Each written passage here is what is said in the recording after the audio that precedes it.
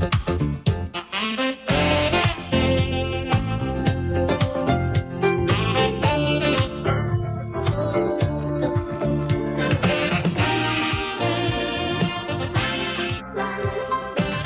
and welcome to Onesies, a podcast of one season wonders and blunders. My name is Andrew. Hi, I'm Emily.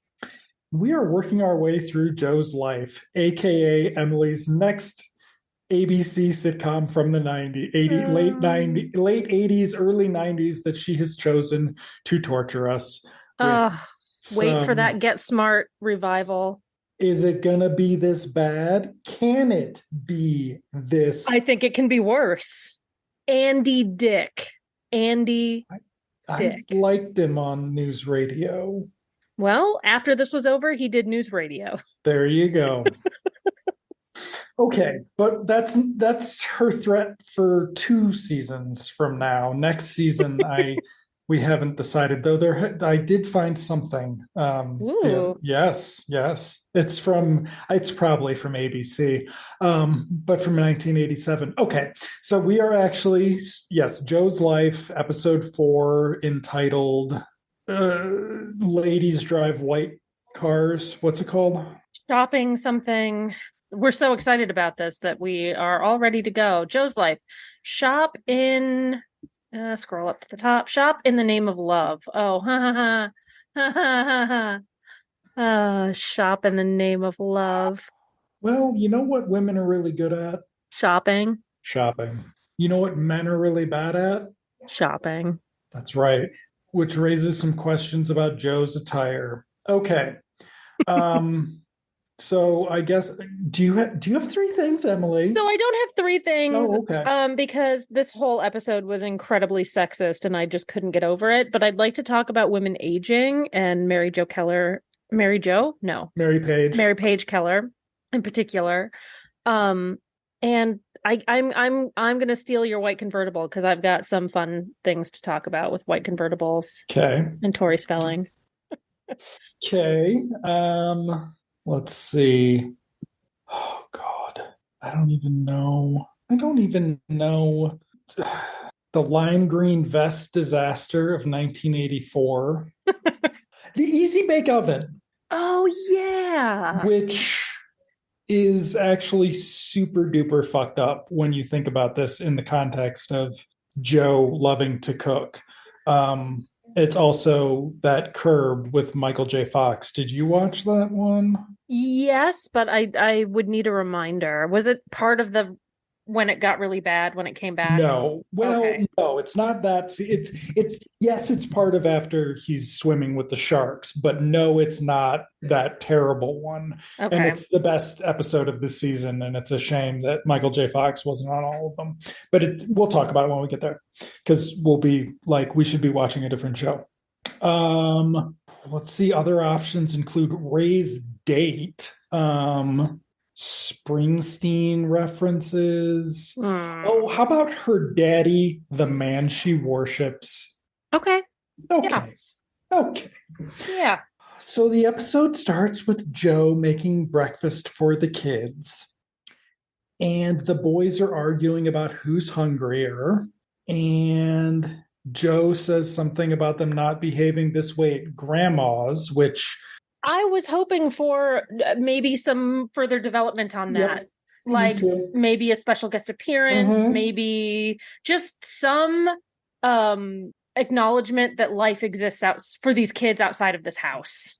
Spoiler alert, there's a party scene where you would think Grandma would be there. If she is one of the extras without a line. Yeah. None of the extras actually have a line in that scene.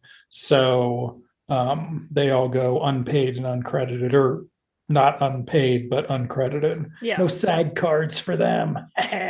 Okay. So they complain, but they're making food for Mom because it's her birthday. Yes. Joe talks about how he got her a great present, the best present. Never seen a present like this before. To which Amy says, "Is it a present for all the women in the house?" Yeah.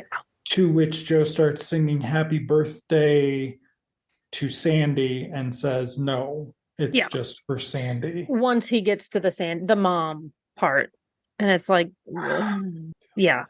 So also, I find it interesting that this conversation is happening in light of what Joe's present or gift giving strategy is that we find out in the next Well, scene. yes, he is lying to his children, is just what's going on. And making it seem like he's the perfect gift giver when, Yes. in fact, he has no idea how to shop for his wife.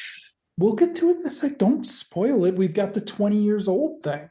So, yes. So then Sandy calls in, I'm ready. And then she comes in to a celebratory birthday girl thing, which is kind of weird because it's forcing the kids to celebrate mom in a way that seems a little manipulative, but whatever, it's fine. Yeah, that's why you have kids. I found it kind of funny though that it was like, I'm ready. I think it was the most comedic she's been. They've allowed her character to be. Yes, especially considering she's going to get fucking hysterical. Because you know who gets hysterical? Women. Ladies. Especially middle-aged ladies. So then mom sits down at the table, and Scotty Jean, who's already told us that he's getting her a handprint in clay, and last year he got her the right hand, and this year he's getting her the left hand or some shit like that. He's like, how old are you, mom? And mom ignores him. And he's like, how old are you, mom? Yeah. How old are you, mom? She's having a facial reaction. Mhm. She's doing some acting with her face. With her face. And she goes, how old do you think I am, Scotty Jean? And he says, 20. And she's like, oh, I've been validated. You're my favorite. You're my favorite. And then she says, I can't eat my birthday breakfast. Bye. I got to get to work. I have to get in early to my temp job. Now, I don't know if you've ever worked a temp job. Never. Do you know what the one thing you don't have to do? Come in early. Early because they don't have anything for you to do because you don't work there. Yeah. Like you are. Okay. So they're going to have a party tonight. Everybody remember to bring presents, blah, blah, blah. They go into the laundry room, which is an adjoining set, which I thought was pretty. We've got another adjoining set to talk about a little bit later. But Joe comes in and he's like, so what did I get you? She's like, what, Joe? And she's like, I forgot to buy you the present you're getting me. Yeah. Oh no.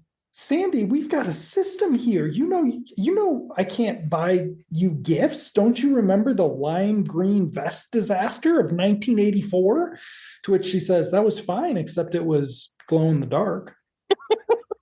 During this scene, the boom mic lowers into the frame. I saw the boom. Yep. Yep. I was like, boom. And I just didn't write it down because I didn't write anything down.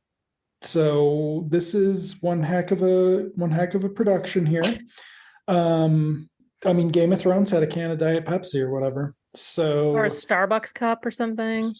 I don't know. Starbucks. Fucking cares. Okay, so then we get the credits, and we also got some cool commercials. Lori Loughlin was in Sidney Sheldon's "A Stranger in the Mirror." I skipped that, so I don't think I saw those commercials, but I watched some of the other ones. I skipped the Home Improvement, which I probably shouldn't have because I'm convinced it was less sexist than this, and that could have been with Tim Allen showing everyone his penis. So, by the way, yes, Tim Allen. Family Values man Tim Allen sexually harassed Pam Anderson. At least Pam Anderson, probably the next lady too. Anyway, so but there was a commercial for a Lori Loughlin TV movie with Christopher Plummer.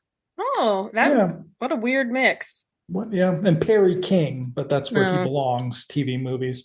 Okay, so now we are going to the restaurant during the day. Now, I don't know if you remember, listeners, I know Emily remembers this.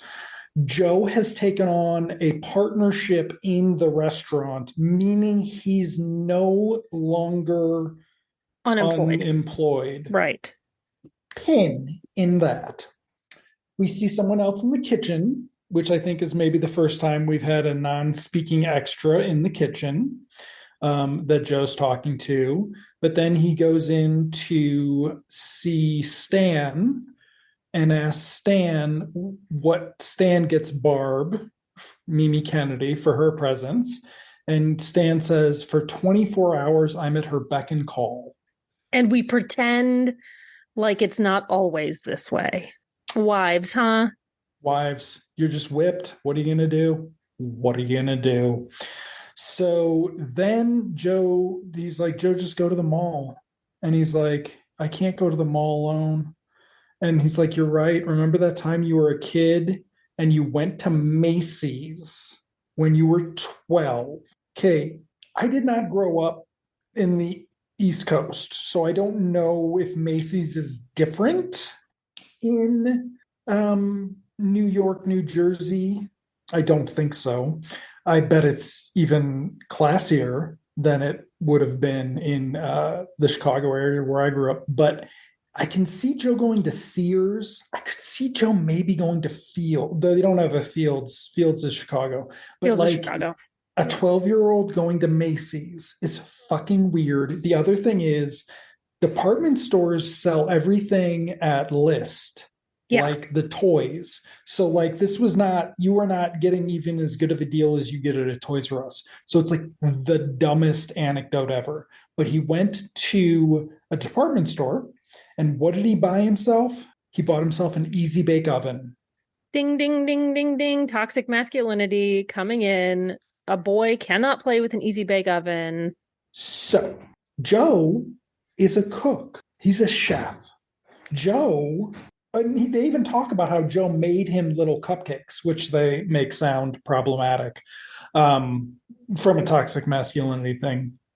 But he liked cooking. Yeah. That's why he did the chef thing last episode. Yeah. That's why you want him to be your chef, because he cooks really well and it's your always customers been an like it. interest. Yeah. Or like it's really dumb. Now, marketing Easy Bake Ovens towards girls, partly the manufacturer's fault, excuse me, but also like let your kid fucking cook. Like, yeah. So in the follow-up to that story is not that dad made him take it back or something. It's just that, he made cupcakes for his big brother who liked them. And Stan ate them. Yeah. Yeah. All right. You thought that was bad. But just wait. Oh, God. Here we go. Ray comes in and they're like, Ray, did you get your car fixed? And Ray's like, nah, I just traded it in. Wasn't worth it. I got a new K80. I don't know what this car is. I was going to investigate. I don't think it's real. I don't think it's real either. It's a white convertible. It's a chick magnet. And they said, what did set you back? And he's like, set me back enough that I'll be living in it, but it'll be worth it because I'll have all the ladies. Yeah. He's going to be a poon hound now because he's got a white convertible. He's also got a fucking girlfriend, apparently, which we'll talk about in a bit. She just doesn't have any lines because they're cheap. Okay. How come she's his girlfriend? Because she's the only black lady at the party. Okay. So,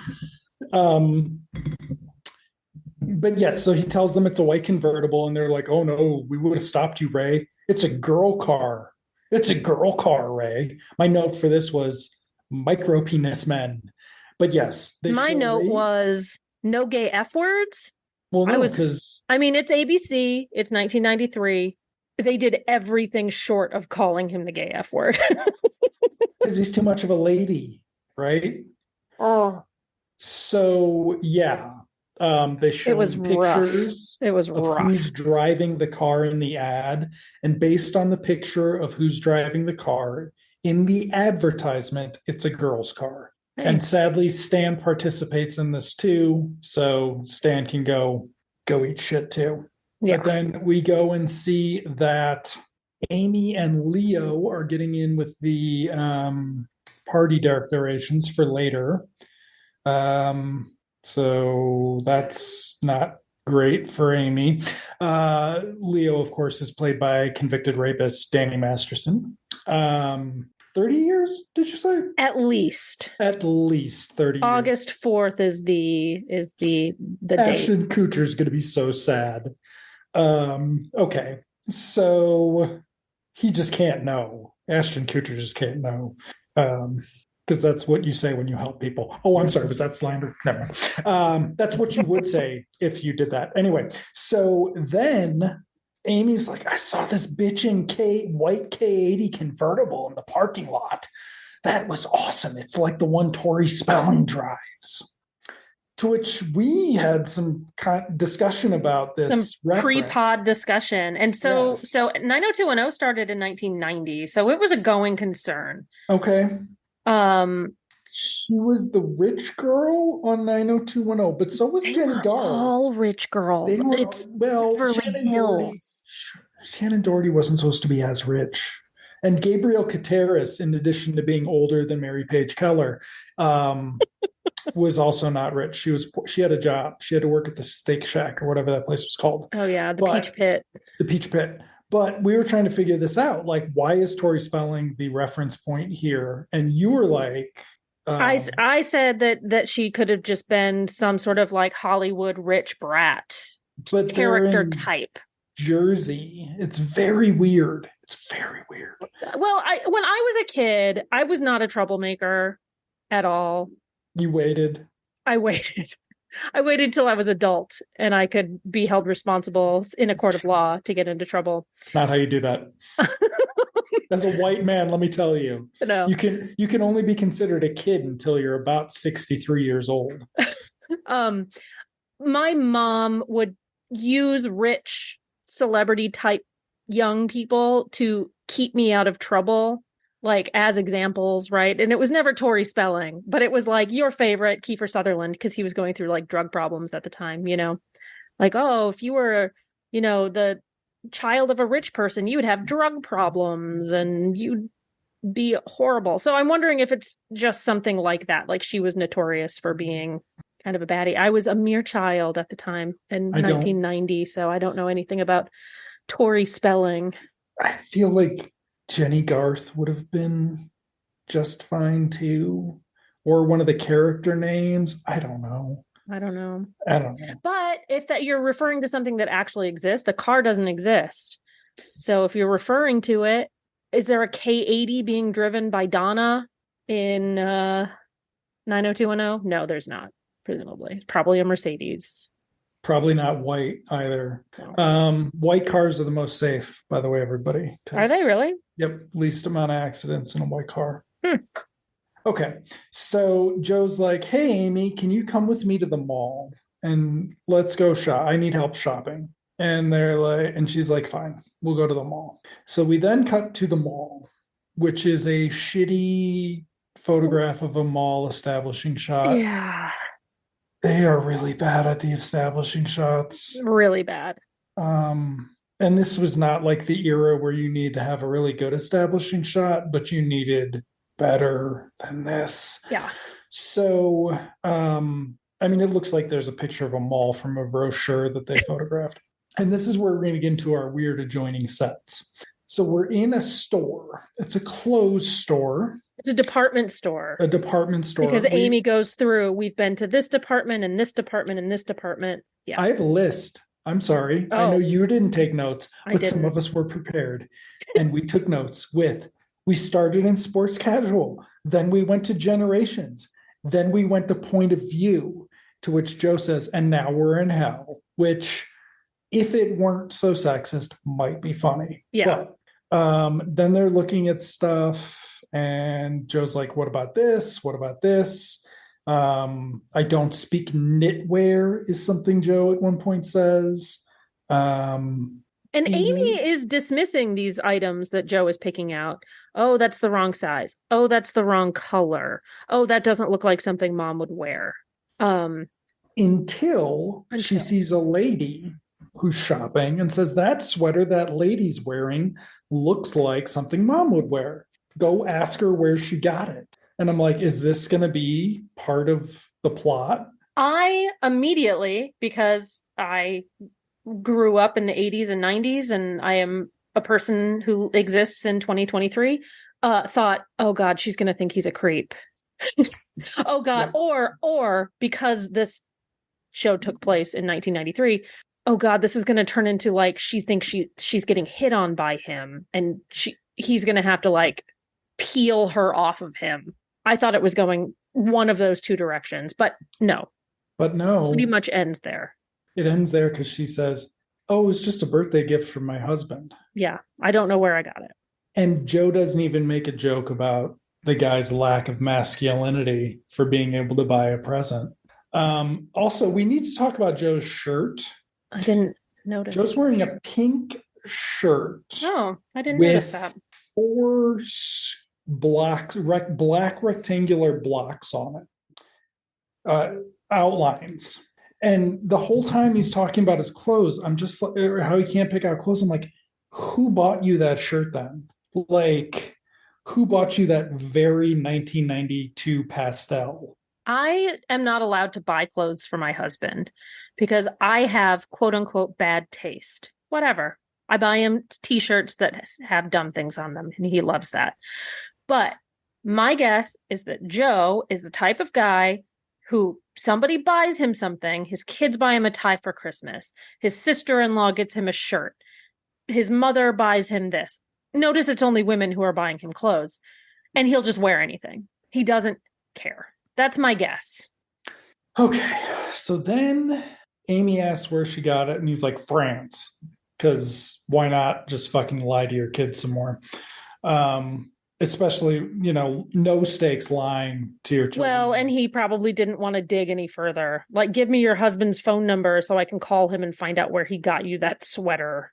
He doesn't want to have to talk to people about shopping. He doesn't want to shop. He doesn't want to talk to people about shopping.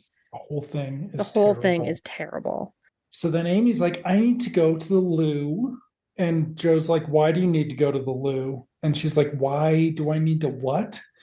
And she's like, you can't come with me, Dad. You'll be fine. And he's whining. And then she's like, do you want me to make you hold my purse? I thought that was, on Amy's part, that was fucking hilarious. Hilarious.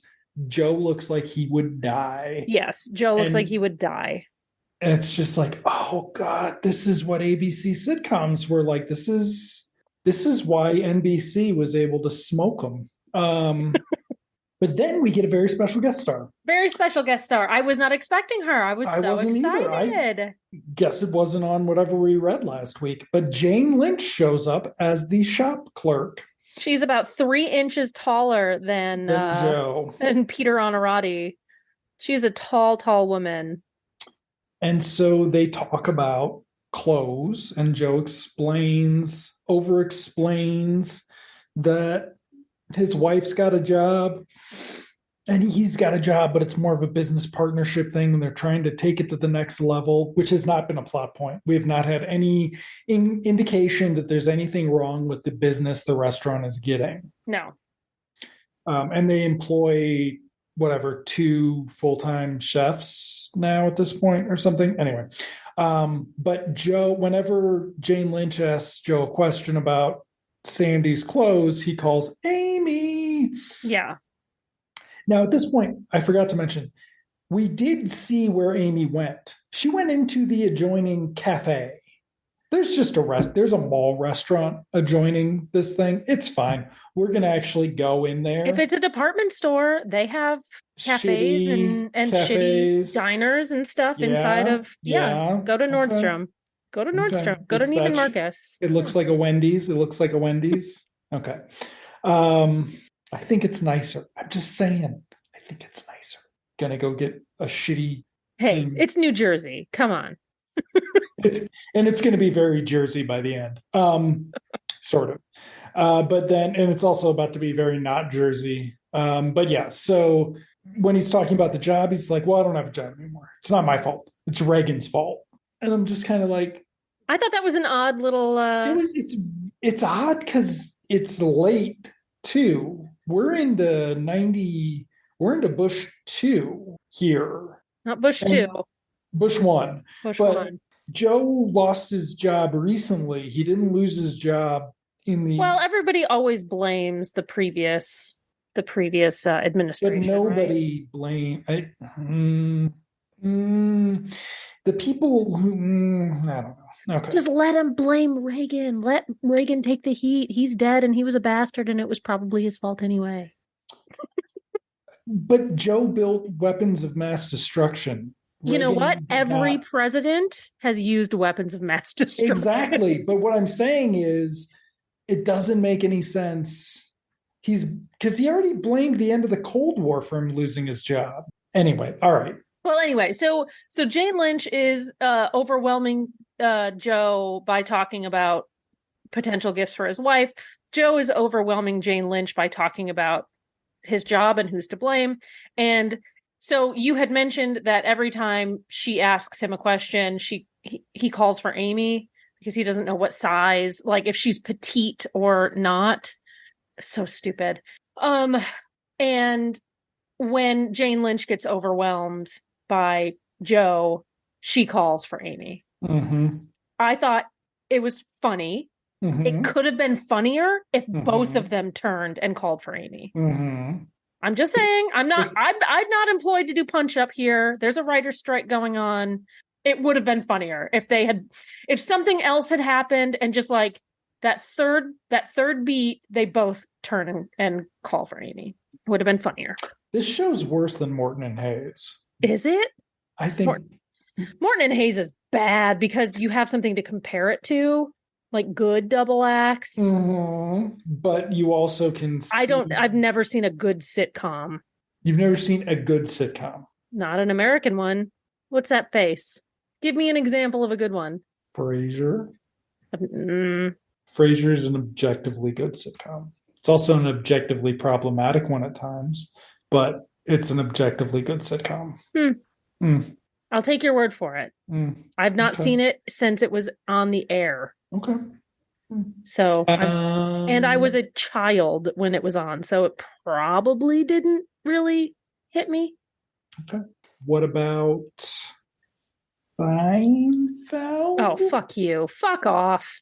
Fuck off with Seinfeld. Fuck you. Not that you can watch it anymore, anyone, because it's just way too problematic. Jesus Christ. Why would you want to? Why are people so fucking obsessed? Whatever. I'm done. I'm not going to go off on my anti-Seinfeld rant. Overrated. That doesn't matter. It's still not bad. Not good. What are we talking about? Curb? Anyway. I like Curb because they use swears. It's a sitcom. Curb is still a sitcom. It's a situation comedy. MASH is objectively good. MASH is good. Okay, MASH. I will accept MASH. Plenty of objectively good MASH. All in the Family is objectively good. I've not seen Jeffersons is objectively good for much of it. Maybe all. I haven't seen all of it. The second Mike is terrible, or the second Lionel's terrible. Wait, yes, but the first one's great. And so, yes, that's quite often an objectively good. There are objectively good sitcoms. There might not be objectively good sitcoms in this subgenre of stupid husband, accomplished wife, or suffering way too good for him wife thing. Yeah. But also this turns that on the head by he's always right, which we're going to get to at the end too. Like, which is why I said the commercial for Home Improvement was probably better than the episode. Yeah. That's not how that show rolled. Okay. But then we cut to them Amy and Joe not having bought anything, hanging out in the adjoining cafe. And they are going to, Joe's bitching that there's no light in here, there are no windows, there's no sunlight. Wouldn't you rather be outside playing catch than hanging out in this mall all the time? Yeah, mall rat. We're cut off from life as we know it. I mean, it's very true, but in 1993, probably even more so, right? Malls have come a long way, even though they're dying. They're dying. It was a mall that clearly had a big sunlit entrance. Yeah. It kind of looked like one of my malls that had skylights. Yeah. Just saying. You had skylights by the 90s. Okay. So then Amy says, shopping's easy, Dad. And Dad says, well, it's easy for you, Amy, because you're a female. You don't have a great big dong between your legs getting in your way. Neither does he. But also, men don't shop, men buy. To which we then get this idiotic anecdote, which, because I was like, okay, men don't shop, men buy. All right, let's hear an example of this that's like, men don't look for a car, they buy the car and fix it. Men don't look for a pair of jeans, they buy the jeans and have their mom sew on the pockets or something like that. Yeah. No, instead, we get a story about how a caveman saw a fish on a beach and he hit the fish with a rock, and that was dinner.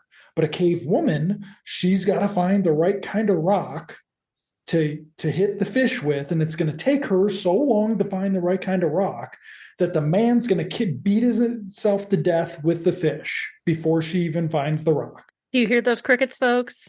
I'm not amused. Were there laugh track over that? There must have been. There must have been. I don't. Oh, okay. So there is a laugh track because at some point recently we discussed whether or not it was filmed in front of a live studio audience. And based on the camera, it's not. And we also, I didn't watch the credits again. Oh, I'm sorry. Wait, no. The joke ends with Joe saying, "Does this rock make me look too heavy?" Yeah.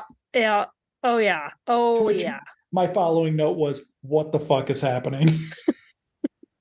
Okay. So then the waitress comes over to take their order. Right. Joe's gonna, or no. They start by ordering food. So yes, they're gonna get a strawberry shake to share. It's very cute.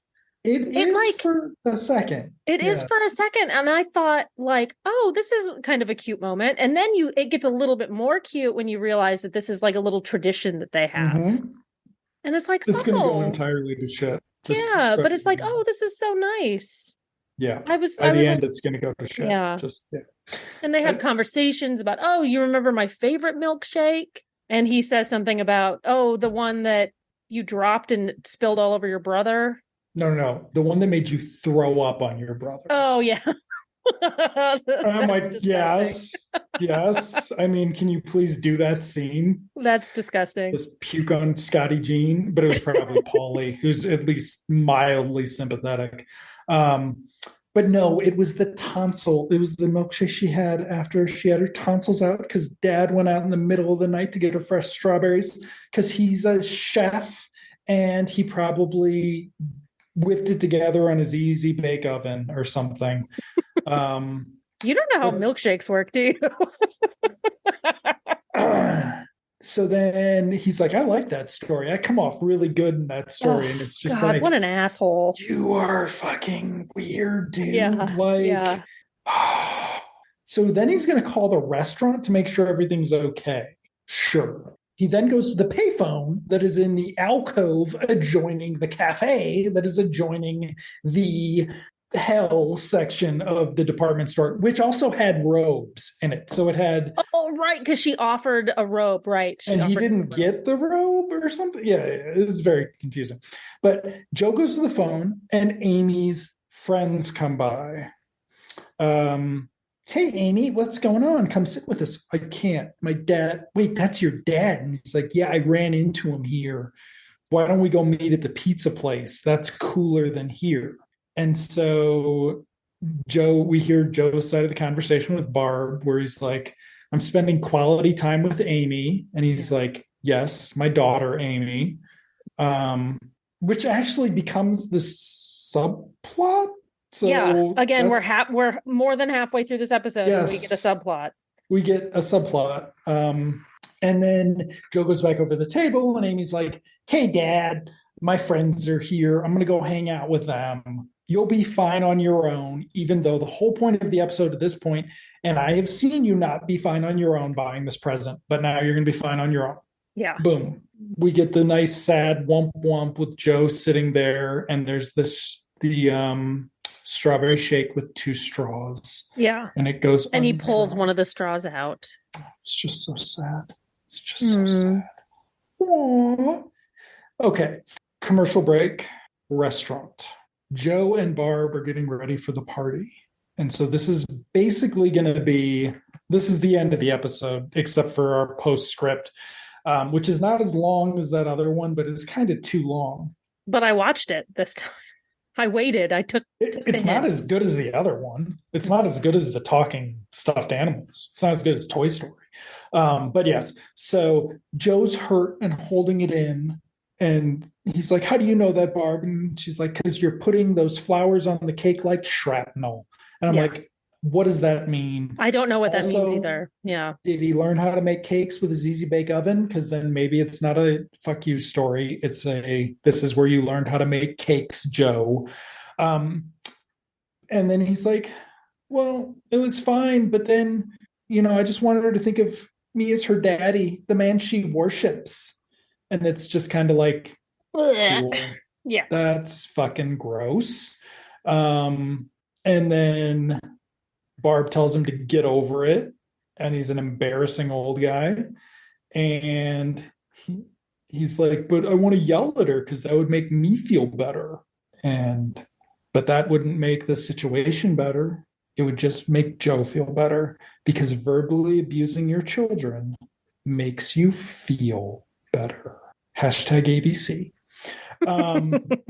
Oh God, here we go. So then Ray's car alarm is going off in the lot, and The old waiter guy.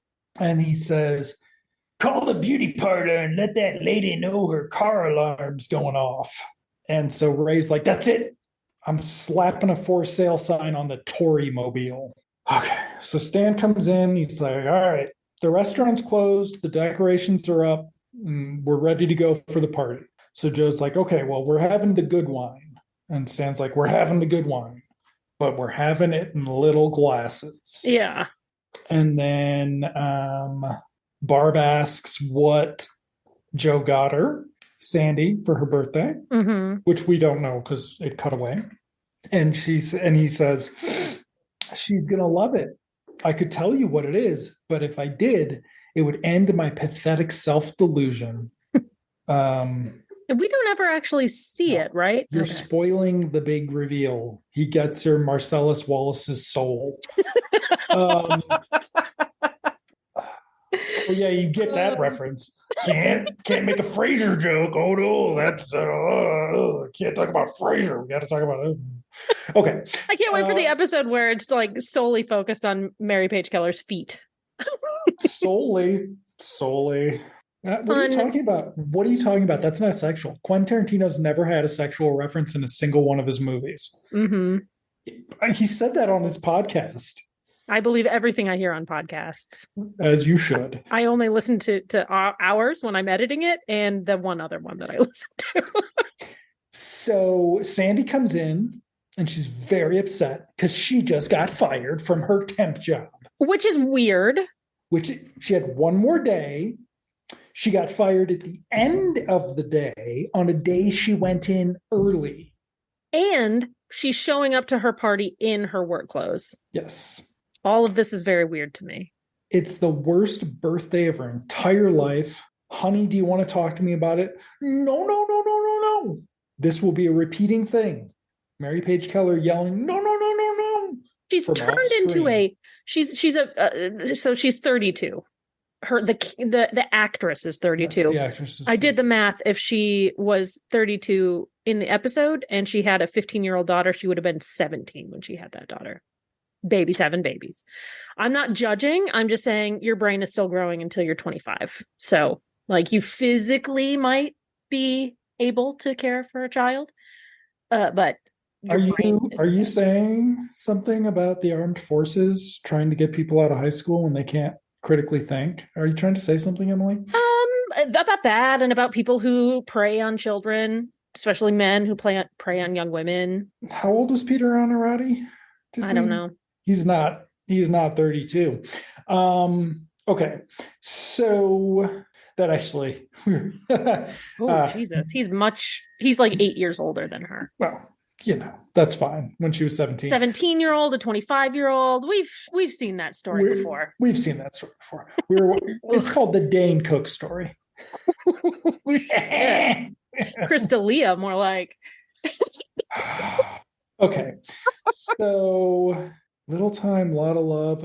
Okay, so yeah, Joe's worried because he knows he got her a shitty present, so it's not going to work out. So he's got her a shitty present. She's in a bad mood because she got fired. And she's maybe on the fence about getting older. She seems to be a little bit panicked about getting older, as per the scene where the son is trying to ask her how old she is. Yes. She won't answer. So there's a lot of things. Oh my God, the drama. Really weird thing the drama to keep from your child is how old you are. Really weird thing. My mother was very troubled by aging. I knew how old she was though. But she was very cagey about it. So this is something that I can feel. Well, also, like, were they married at 17 when she had Amy? Just saying. Was Joe picking her up in the high school parking lot for their dates? Ugh. Yes, he was. Okay, so New Jersey, everyone. Sorry. But also, okay, 1993. So this is also the only episode where she doesn't like sexually gratify him to make him feel better about That's himself. true. That is true. That is true. She is going through her.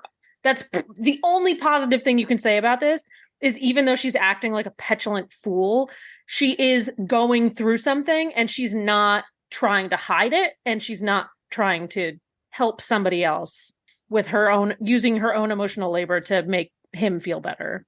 Okay. So we then cut to an exterior shot of the restaurant with a white, not convertible in front. It's like a fucking Toyota Tercel. And I'm just kind of like, did you guys, were you trying to do something and you didn't do it, or you just suck? Like, oh God. And the answer is they just suck. Oh, it's How so many good. more? Do we have 6 more of these? Okay. They're so short. They go so fast. Sort of. So fast. Okay. I enjoyed Dracula the series more than this. I think I did too. Yeah. And we are never going to get a performance like Kim Coates. Oh, no. No. Not in this. No. We're never going to get good Geordie Johnson. I mean, the Mimi Kennedy chunks are so They're small. tiny. They're so small. And it's just like, I'm hungry for more. And they're always problematic. And they're always problematic. At beginning or end. Yeah. Like, okay.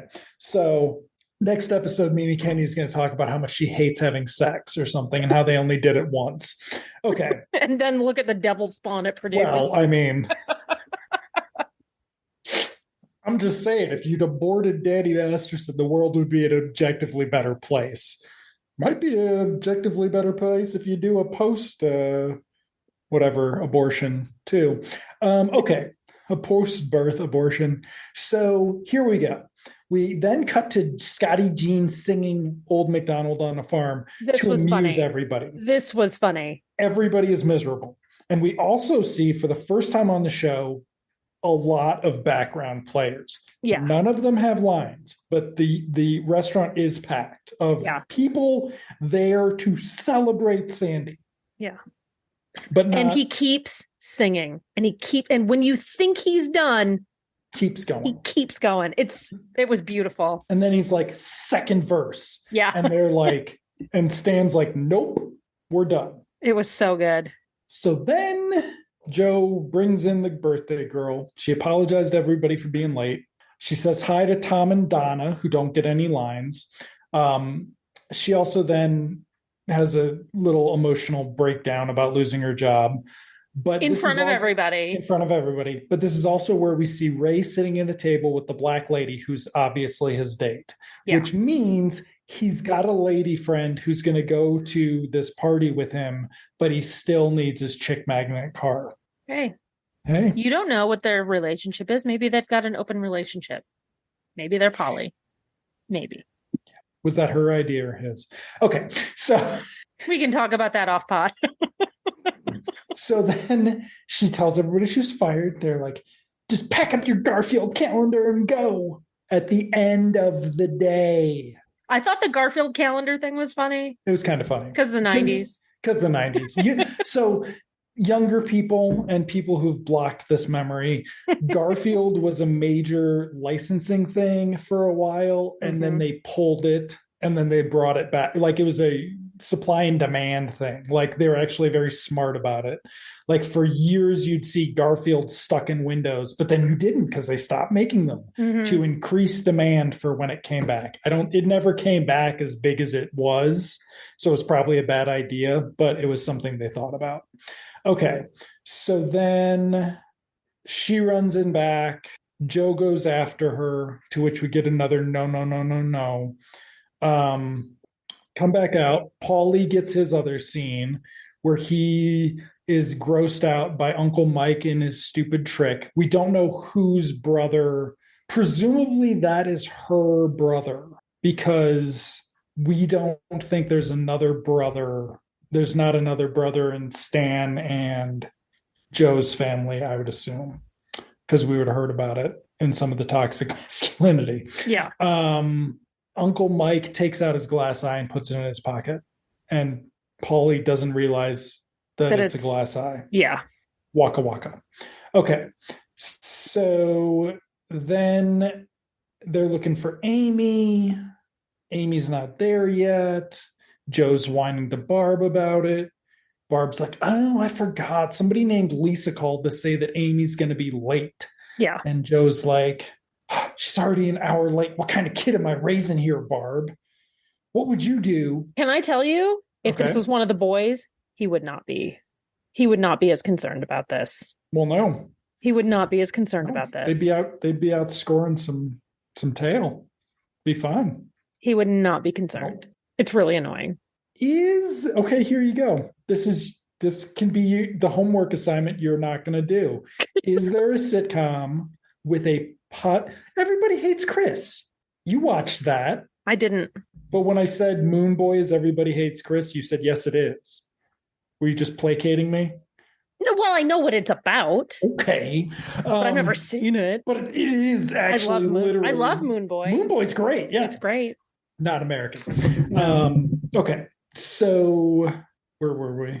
Amy's an hour late. Leo, yes. Yeah. So then Joe's like, what would you do if Leo didn't show up for your birthday? And Barb's like, I'd request it. Yeah. Like, have you seen that little this rapist? kid? Yeah, no. Like, we need to keep an eye on him, but I don't want him around me. No. Oh, right. Because we don't have that yet. Where is that line? Yeah. Yeah. Is it in the kitchen before? It's coming up. It's coming up. Okay. So then Sandy comes back in. And then she's like, okay, everybody, I'm not actually as happy about being fired as I sounded. But I'm going to go over here and everybody just have fun. Yeah. To which Joe then yells at everybody to have fun. And since they don't have any lines, they can just go back to pretending they're talking to each other. Exactly. So then Leo sits down with Aunt Amy and tells her that all of his friends think Aunt Sandy thought she was a real babe in high school. All of Leo's little 15 to 17-year-old rapist male friends. Her response is one of the more disturbing things. Geez. She leaps forward. She goes, I was beautiful. I really was. I was so beautiful. And it's like, oh my God. That's my value. This was my value. So tragic to me.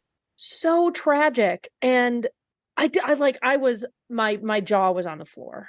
That's really bad. It was really bad. Really bad. Like, even when we removed all the context, if you just saw that as a clip, you'd be like, that's so fucked up. Yeah. First of all, she's saying it to a teenager. Second of all, it's her nephew. That's fucked up, bro. Danny Masterson does not care that they're blood relatives. Spoiler alert for the end of season cliffhanger. Okay. No, actually, because we're not watching Free Spirit. We have yet to have any, we've got a long way actually to go for this to be as pervy as Free Spirit got. Okay. So then Amy gets there with a present. I'm sorry I'm late. I had an incredible idea for a present, but it took me 2 buses to get there. Yeah. Please open this. It's a signed Springsteen Greetings from Asbury Park LP, which even in 93 would have set that kid back a couple $100 at the very least. But it's okay. It was expensive, but she talked the guy down. Yeah. I think she says something about she whined until he broke, something like that, because that's what women do. Come on. She also says this is a replacement for the one that mom lost in the move something, which means Joe should have known that this existed. Yeah. Joe should have also known that mom wanted little Bruce. So that's plenty of gifts he could have gotten her. He could have gotten her Springsteen tickets, could have gotten her Human Touch, and the other one, Lucky Better Days, came out in 92. He could have gotten her something, right? Like, yeah. It turns out Sandy does have a personality outside of being DTF and being better with being mommy. Yeah. Joe just doesn't know what it is. Okay, so she's so happy now. You're the greatest. Joe was going to talk to Amy about being late, but now she's saved the day. So she just gets a kiss on the head, and he tells Barb that he'll chastise her next time. The end. I thought that if he was really upset, he could have had a conversation like, hey, it sucks that you were late. It's a really great gift. Maybe next time call me. It seems like her friends had a car. Yeah. Also, so there's like a lie in here somewhere. So, yeah. But that's actually okay, because he lies to her about everything. That's so she true. can lie to him about everything. That's true. So, home later, mom and dad on the couch. Sandy's already got a temp job lined up for Friday. So that's the nature of temporary employment. She's right? going to go a day without work. Yes. Yeah. Also, you work for the temp agency. Yeah. You want to do a good job at your placement, but maybe the project they had you working on is over now. It's done. It's like why'd you bring your Garfield calendar in there? Yeah. Like, there's this whole problem with the show is Mr. Mom was about Terry Garr being a busy executive lady, not a fucking temp.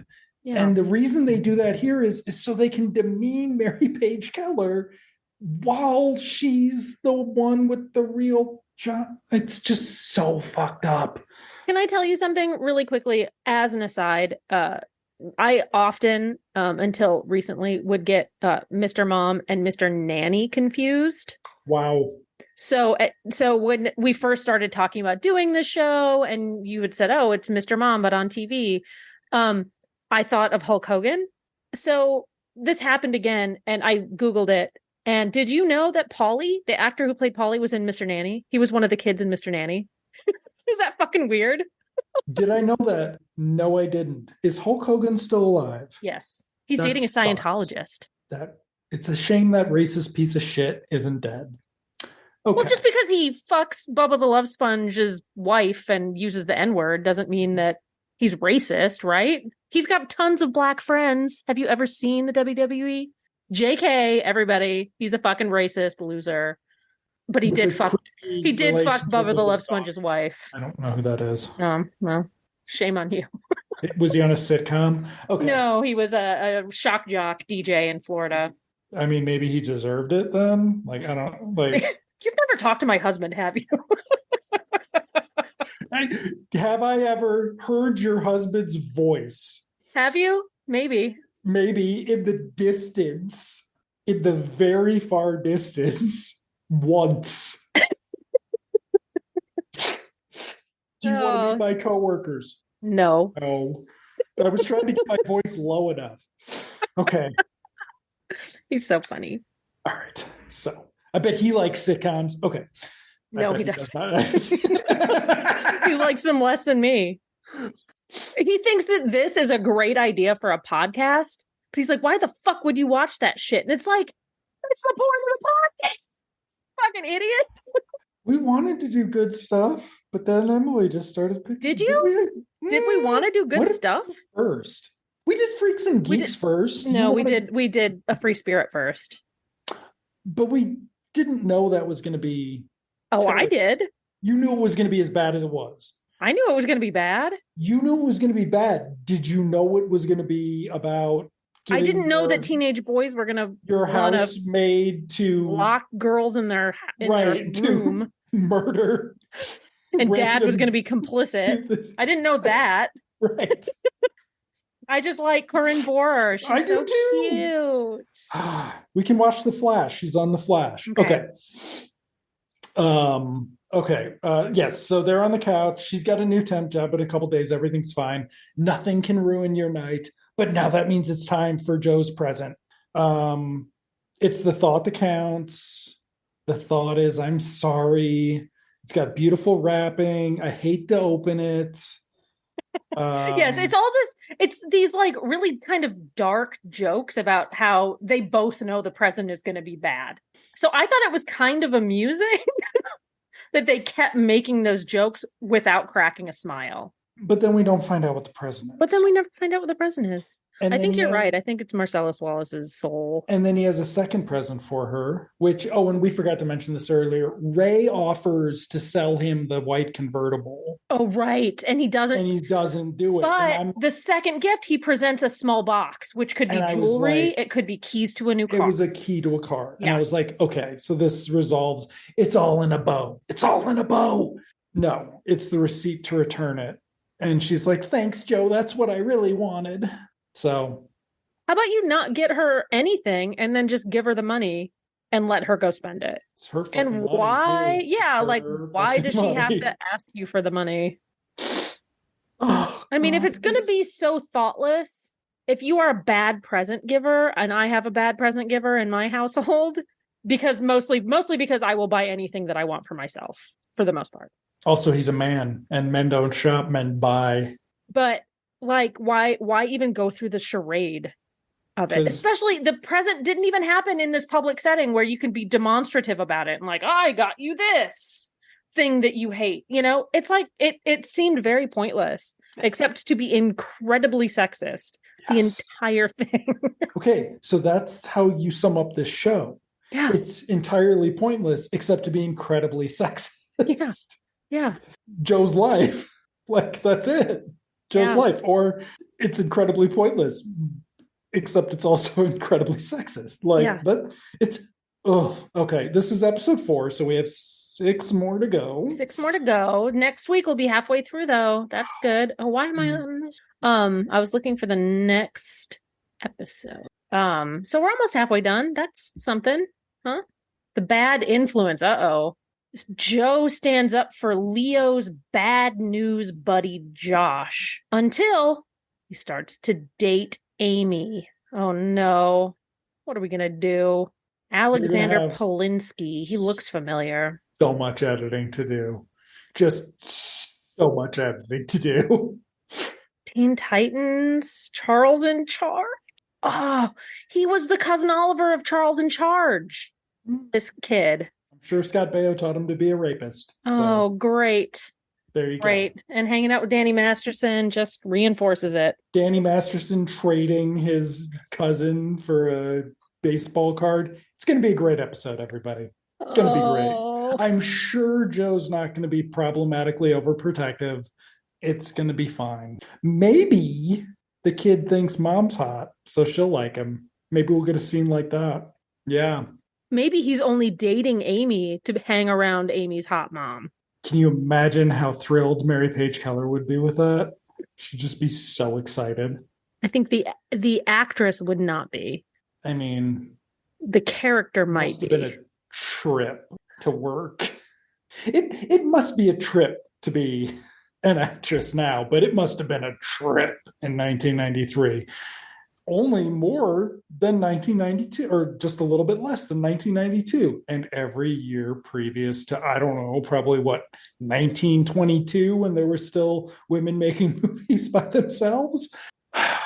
Once again, this is a show that Emily picked. I wanted to do something nice like, I can't think of a good example right now. Let's do another BBC miniseries, or not BBC, British miniseries. I had to tell somebody, be careful when you Google British people. Yesterday. It's like, be careful. Don't Google that name with Brexit. Yeah, no kidding. Oh, they're fucking garbage. But I did get to tell them about John Cleese's Faulty Towers comeback. So I got to talk about that. We can do Fun. that. We're going to be able to do that show because that's not going to get a second season. Great. Whatever. Cancel culture's a. It's going to be against the law to use the words cancel culture. No, wait. It should be against the law to use the word cancel culture because it's fucking annoying. It's annoying and it's not real. How's that going to work? I don't know. We'll have to wait for next year's Supreme Court drops. Anyway, everybody, go watch an Alan Arkin movie. Go watch an Alan Arkin movie. I know that it's maybe a little hackneyed, but I love Little Miss Sunshine. He's so funny in that. He's so funny in it. He and Abigail Breslin are adorable together. I don't know if he ever did any sitcoms, but they might be funny. He did the Kaminsky Method. Oh, did he? Oh, yes, he did. And that's pretty good. I've not seen it, but it's on my radar. It's pretty good. Like there's a lot of highlights to it. And it is the least shitty Michael Douglas has ever been. Like as a human being, it seems like. Because Michael Douglas does not give off good vibes. Well, he, eating all that pussy, he got throat cancer. I was more thinking about the time that he was like, my assistant's going to accuse me of sending her pictures of my penis and I need to get ahead of this. And my wife says I didn't do it. And then the woman never pursued anything. So it was just him on Deadline.com after Nikki Fink was gone, obviously getting a glowing sort of whatever coverage from them and how he was trying to get in front of, he takes Me Too very seriously, but this wasn't real. He didn't do that. Catherine Zeta-Jones wouldn't be okay with that. And then you look up things Catherine Zeta-Jones has said and you're like, wow, she's a monster. Is she? Oh, she's terrible. Oh, so disappointing. Well, I love guess her. what? She's so beautiful. How can you be bad if you're that beautiful? Okay, well, anyway, send me a bunch of news articles. I'll start hating her now. I don't send you anything. I don't try. I let you. Was she in a sitcom? I don't think so. No, she was not on a sitcom. I don't think she's ever done. If she's done television, it's only been Prestige, I'm sure. Yeah. But anyway, yeah. So I don't know. Next week we'll be back. Next week we'll be back watching episode 5 of Joe's Life, which is called. What did I say it was? The Bad Influence. So unfortunately, it's going to be heavy on convicted rapist and Scientologist Danny Masterson. And I'm guessing it will be full of really horrible toxic masculinity. Yep. Great. It's going to be fine. However, maybe there'll be a thing where Amy's like, Dad, you can't get on me about this. You married Bob when she was 17. Maybe. Zoinks. Maybe. Wait a second. So she's 32 in 90. Okay, so she would have been in her 20s in 84 for the vest. Okay. That's all I got, Emily. All right, that's all I've got too. Thank you all for listening. See you next time. Bye. Well, I'll see you in television land, Emily. Oh, fuck. I'll see you in television land. It's like an episode of Dracula the series around here.